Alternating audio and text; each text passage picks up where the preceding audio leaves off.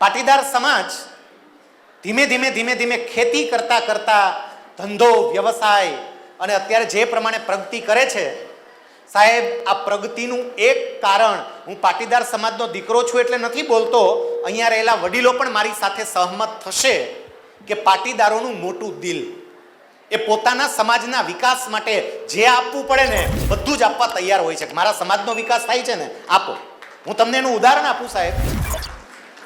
પાટીદાર સમાજના દીકરા અને દીકરીઓ વહીવટી તંત્રમાં બહુ ઓછા હતા. વહીવટી તંત્રમાં એટલે સરકારી સેવામાં, અને એમાંય ખાસ કરીને આઈએએસ આઈપીએસ, હું થોડી વાત આની આગળ કરવાનો છું.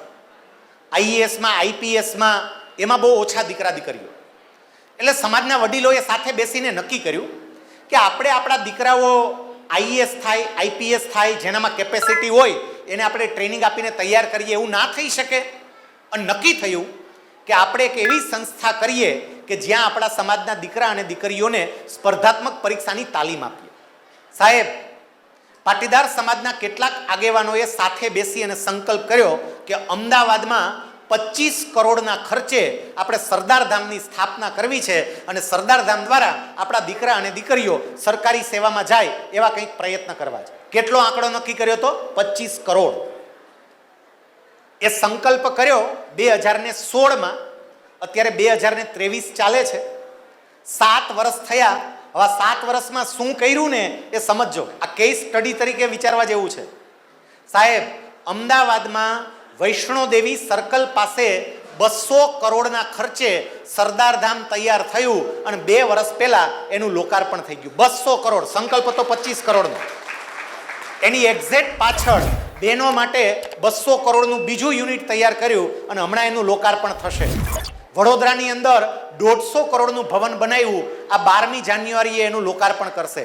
સુરતની અંદર 23મી જાન્યુઆરીએ કે કદાચ 13મી જાન્યુઆરીએ લગભગ 1000 કરોડના મોટા પ્રોજેક્ટનું લોન્ચિંગ કરી રહ્યા છે. મુંબઈની અંદર, નવી મુંબઈમાં તમારે એક ભાઈએ 18 કરોડની જમીન અહીંયા દાનમાં આપી. મુંબઈની અંદર પણ થશે.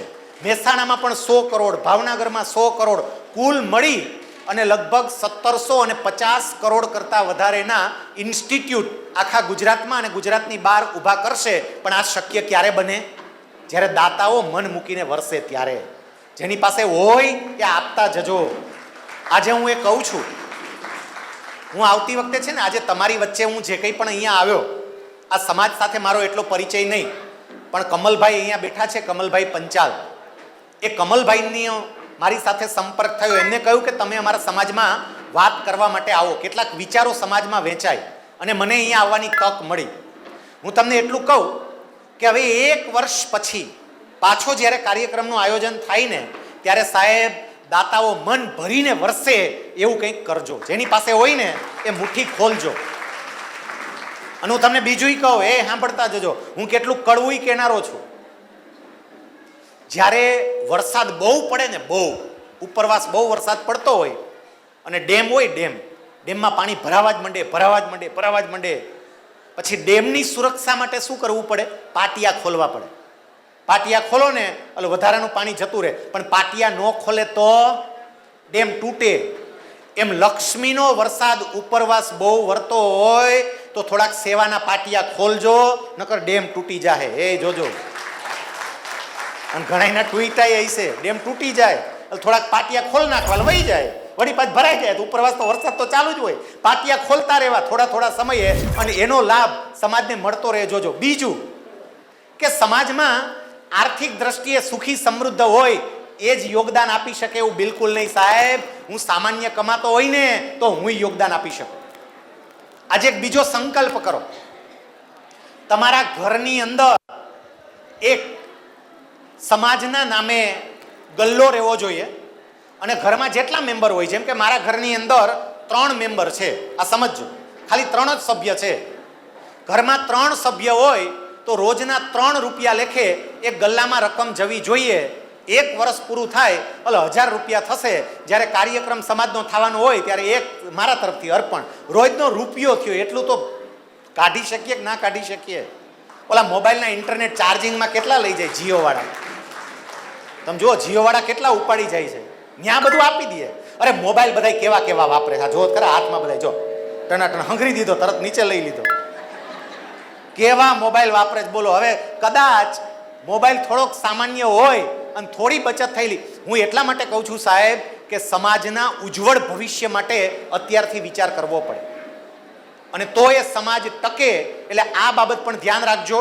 આપણે આર્થિક રીતે વાત કરતા હતા, હું આર્થિક રીતે થોડો સુખી સમૃદ્ધ બનું એ માટે બચતની ટેવ પાડું, સમાજ માટે મારાથી જે આપી શકાય એ આપવા માટેનો પ્રયત્ન કરું. અને એ પણ સમજો, લોકો બીજા આપે કે ના આપે, બીજા સમાજ માટે કંઈ કરે કે ના કરે, મારે મારી રીતે કરવાનું હોય, મારે બીજાને જોવાનું ન હોય, બીજાનું વિચારવાનું ના હોય.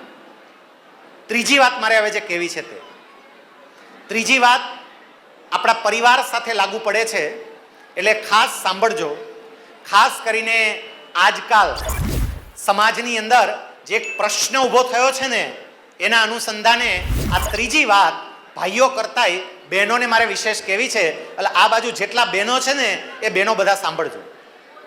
પહેલી વાત, અહીંયા જેટલા સાસુ હોય ને, સાસુ જેમને દીકરાને પરણાવ્યો છે અને ઘરમાં વહુ આવી છે, એવા જેટલા સાસુ છે એ પોતાનો હાથ ઊંચો કરો તો. સાસુ બધા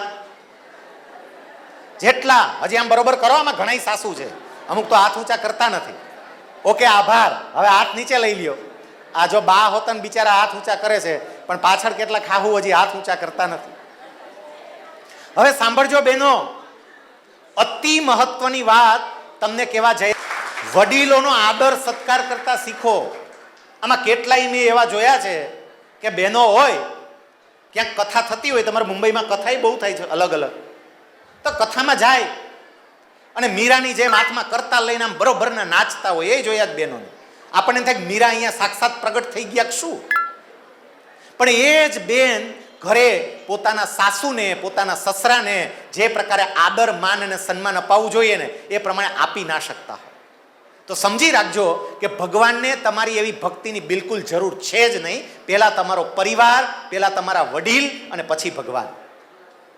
ભગવાન કૃષ્ણ જ્યારે મથુરા ગયા મામા કંસના આમંત્રણથી, પાછળ જેટલા લોકો ઊભા છે ને બધું પેક થઈ ગયું છે, પણ એટલી વિનંતી છે કે મહેરબાની કરીને પાછળવાળા થોડો અવાજ નહીં કરતા, કારણ કે પાછળવાળાને દેખાતું ના હોય, સંભળાતું ના હોય, એટલે થોડું થાય. બધું જ પેક થઈ ગયું છે, એટલા બધા મોટી સંખ્યામાં લોકો અહીંયા ઉપસ્થિત છે અને પાછળ લોકો ઊભા ઊભા સાંભળે છે. એટલે જેટલા લોકોને અહીંયા ખુરશી મળી ને, ખુરશી, એ લોકોએ તો બેઠા બેઠા બરોબર સાંભળવું જ પડે. હું જે વાત કરતો હતો એ કે ભગવાન કૃષ્ણ જ્યારે મથુરાની અંદર ગયા, ઘણા બધાના ખબર હશે, મથુરામાં ગયા ત્યારે મહારાજા કંસે એમની રહેવાની વ્યવસ્થા મહેલની અંદર કરી હતી. બહુ જ સરસ વ્યવસ્થા કરી હતી. પણ ભગવાન કૃષ્ણ મહારાજા કંસના મહેલમાં નથી રહ્યા, એ ઉપવનમાં, બગીચામાં, મથુરાની બહાર રહ્યા. અને જ્યારે અક્રૂરજી ભગવાનને મળવા માટે ગયા અને અક્રૂરજીએ કહ્યું કે તમારા માટે બધી જ વ્યવસ્થા મહારાજા કંસે કરી છે, તો તમે ત્યાં રહેવા માટે કેમ ન ગયા? અને એ વખતે કંસ, પેલા કૃષ્ણ ભગવાને જે જવાબ આપ્યો હતો ને એ સાંભળજો. એ વખતે ભગવાને એવું કહ્યું કે જ્યાં સુધી મારા પિતા વસુદેવજી અને મા દેવકી એ બંને કારાવાસમાં હોય, જેલમાં હોય, ત્યાં સુધી મહેલમાં રહેવાનો અધિકાર મને કેવી રીતે મળે? મારા વડીલ, એને જો યોગ્ય સુવિધા નહીં મળતી હોય ને તો મને મળતી કોઈ સુવિધા આનંદ નહીં આપે. એ પણ યંગસ્ટર્સ કે નવી પેઢી સમજજો. એટલે વડીલોનો યોગ્ય આદર સત્કાર થાય ને એ જોજો. રાજકોટની અંદર એક લિંબાસિયા પરિવાર છે રાજકોટમાં, અને એ લિંબાસિયા પરિવારને ત્યાં વસંતભાઈ એમનું નામ, એમના માતુશ્રીને 100 વર્ષ પૂર્ણ થતા હતા. એનો એક કાર્યક્રમનું આયોજન કર્યું હતું. મારે કાર્યક્રમ સંભાળવાનો હતો એટલે વારે વારે વસંતભાઈની ઘરે જવાનું થાય. હું ત્યાં એમની ઘરે ગયો ને ત્યારે એમની દીકરી વિશે મને ખબર પડી. અહીંયા બેઠેલી કોલેજિયન દીકરીઓ સાંભળજો ભાઈ, એ દીકરીનું નામ દર્શિકા, દીકરી કોલેજમાં સ્ટડી કરતી હતી. પણ મને એ જાણવા મળ્યું કે દીકરી પોતાની દાદી સાથે રોજ અડધી કલાક બેસે અને દાદી હારે વાત કરે, દાદીને હસાવે, દાદીને રમાડે, દાદીને જાત જાતના પ્રશ્નો પૂછે. હે દાદી, તમારા લગ્ન થયા ત્યારે તમે દાદાને જોયા હતા કે નહોતા જોયા? એટલી દાદીને મજા કરાવે. આ બધી વાત મેં જ્યારે જાણી ત્યારે મેં વસંતભાઈને એવું કહ્યું કે વસંતભાઈ, તમારા બા 100 વર્ષ જીવી ગયા, એમાં દીકરીનો પણ બહુ મોટો ફાળો છે. કારણ કે આ દીકરી જે બા સાથે વાતો કરતી હતી ને, એને કારણે બાની કેટલીય દવાઓ ઓટોમેટિક બંધ થઈ જાય. તમે વડીલો હારે પ્રેમથી વાતો કરો ને, વડીલોને બીપી કંટ્રોલમાં આવવા માંડે, શુગર કંટ્રોલમાં આવવા માંડે, ડોક્ટર પાસે જવાની જરૂર નહીં. કારણ કે મોટી ઉંમરે એને સુવિધાની નહીં, હૂંફની વધારે જરૂર પડતી હોય, સુવિધા નહીં. ઘણા એમ કે મેં પણ પપ્પાને એક કાર લઈ દીધી છે, પપ્પાને એક માણસ રાખી દીધો છે. એ વાત મેં તમને જે કહી તે એકબીજાના દ્રષ્ટિકોણથી સમજતા થઈએ. બીજી વાત મારે તમારી પાસે જે મૂકવી છે તે, સાહેબ, તમારા પરિવારને ખરા અર્થમાં સુખી અને સમૃદ્ધ કરવા ઈચ્છો છો તો એટલું યાદ રાખજો, તમારી ફાઇનાન્શિયલ હેલ્થ, તમારી નાણાકીય તંદુરસ્તી બહુ જ સારી હોવી જોઈએ. આર્થિક રીતે તમે સમૃદ્ધ થાવ એવા પ્રયત્નો પ્રત્યેક વ્યક્તિએ કરવા પડે. દરેક વ્યક્તિએ તમે આર્થિક રીતે સમૃદ્ધ